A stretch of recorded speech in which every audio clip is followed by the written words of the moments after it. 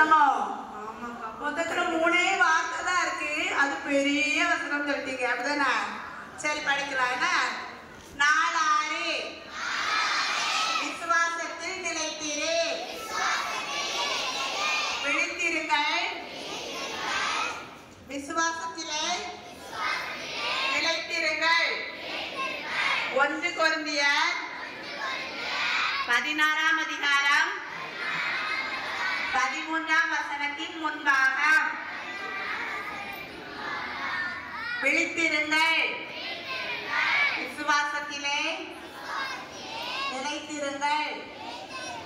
1 கொரிந்தியர் 16ஆம் அதிகாரம் 13ஆம் வசனத்தின் முன்பாகம். விசுவாசம்னா என்னமா? தெரியாதா? பெரிய பிள்ளைங்க சொல்லுங்க, விசுவாசம்னா என்னது?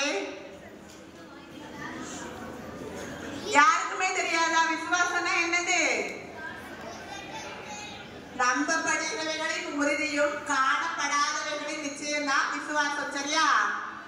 நீ ஒரு விஷயத்தை காணாம நம்புறீங்கன்னா அதுக்கு பேர் விசுவாசம். எதை நீங்க காணாம நம்புறீங்க? ஏசு கிறிஸ்து உண்டு என்பதை காணாம நம்புறீங்களா இல்லையா? அதுதான் நம்முடைய விசுவாசம். சரியா? தேவன் உண்டு என்பதை நீங்க விசுவாசிக்கிறீங்களா இல்லையா? சொல்லுங்கம்மா. நம்ம பைபிள் வசனம் சொல்லுது, கடுகளவு விசுவாசம் இருந்தா இந்த மலையை பெயர்ந்து போ அப்படின்னு சொன்னா அது பெயர்ந்து போகுமா? கடுகு எதுக்கு ஒப்பிடப்படுது? கடுகு என்ன சைஸ்ல இருக்கும்? சின்னதா இருக்கும். அந்த கடுகு எதுக்கு ஒப்பிடப்படுது?